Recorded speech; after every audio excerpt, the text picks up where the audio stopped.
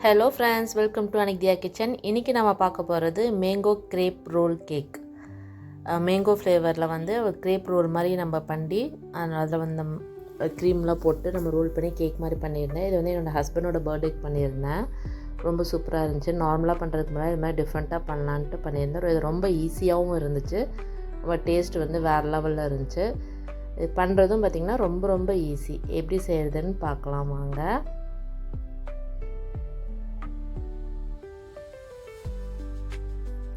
Cut பண்ணும்போது கூட ரொம்ப சாஃப்டாகவும் ரொம்ப டேஸ்ட்டாகவும் இருந்துச்சு. மேங்கோ எடுத்திருக்கேன். இது வந்து வங்கடபல்லின்னு நம்ம ஊரில் சொல்லுவாங்க. இங்கே இந்த ஊரில் வந்து பாதாமின்னு சொல்கிறாங்க.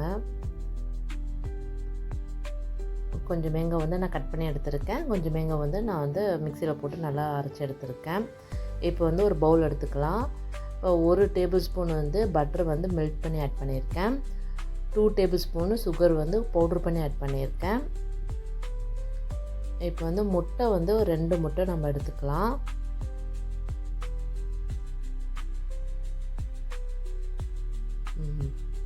இப்போ வந்து இது பால் வந்து நான் வந்து ஒரு கப் அளவுக்கு எடுத்திருக்கேன். ஃபுல் க்ரீம் மில்க் வந்து எடுத்திருக்கேன். இது வந்து வெண்ணிலா சுகரு 1/2 டீஸ்பூன் எடுத்திருக்கேன். உங்கள்கிட்ட வெண்ணிலா எசன்ஸ் இருந்தால் எடுத்துக்கோங்க. மேங்கோ பல்ப் வந்து ஒரு 1/2 கப் நான் வந்து ஆட் பண்ணியிருக்கேன். இப்போ வந்து நல்லா மிக்ஸ் பண்ணிக்கலாம். அந்த முட்டையெல்லாம் வந்து நம்ம நல்லா மிக்ஸ் பண்ணி எடுத்துகிட்டு ஆல் பர்பஸ் ஃப்ளார் வந்து 1/2 கப்பு எடுத்திருக்கேன்.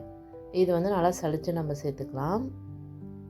இப்போ வந்து இதையும் நல்லா நம்ம மிக்ஸ் பண்ணிவிட்டு இதை வந்து நம்ம வடிகட்டி எடுத்துக்கலாம். மேங்கோலாம் போட்டிருக்கனால பல்ப்பெல்லாம் நிறைய இருக்கும், தோசை கரெக்டாக வராது. ஸோ அதனால் வந்து நம்ம இப்போ நல்லா இதை ஃபில்ட்ரு பண்ணி எடுத்தாச்சு. இப்போ வந்து நம்ம ஒரு ஸ்பூன் 1.5 ஸ்பூன் அளவுக்கு மாவை ஊற்றி தோசை மாதிரி மெல்லிசாக சுட்டு எடுத்துக்கலாம். ஃபஸ்ட்டு வந்து அந்த பேனில் வந்து லைட்டாக பட்டரை அப்ளை பண்ணிக்கோங்க. இந்த தோசை வந்து நல்லா ஒட்டாமல் வரும். நான் நான்ஸ்டிக்கில் தான் பண்ணியிருக்கேன். இப்போ இந்த மாதிரி ஒட்டாமல் இருக்கும். 3 தோசை வந்து லைனாக அடுக்கி மேலே வந்து whipping cream sugar vanilla essence போட்டு நான் விப் பண்ணி எடுத்திருக்கேன். அதை நான் வந்து அப்ளை பண்ணிக்கிறேன். இப்போ வந்து மேங்கோ பீசஸ் வந்து குட்டி குட்டியாக கட் பண்ணி நம்ம சேர்த்துட்டு இதை வந்து எல்லா பக்கமும் 2 சைடும் மடக்கி விட்டு நம்ம ரோல் பண்ணி எடுத்தோம்னா mango crepe roll cake ready. ரொம்ப சூப்பராக இருக்கும்.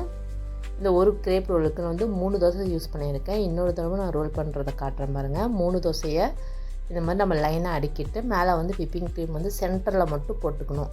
எல்லா பக்கம் போட்டால் வெளியே வந்துடும். ரோல் பண்ணும்போது ஈவனாக அப்ளை பண்ணி விட்டுட்டு இதில் வந்து நம்ம தேவைப்படுற மேங்கோ பீசஸ் வச்சு எல்லா தோசையும் ஒன்று மேலே ஒன்று க்ளோஸ் பண்ணி ரோல் பண்ணி நம்ம எடுத்துட்டோம்னா ரொம்ப சூப்பராக இருக்கும்.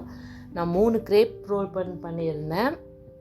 இது வந்து கொஞ்சம் நேரம் நான் ஃப்ரீஸ் பண்ணி எடுத்துக்கிட்டேன். க்ரீம் முழுக்க நல்லா செட் ஆகணுன்ட்டு.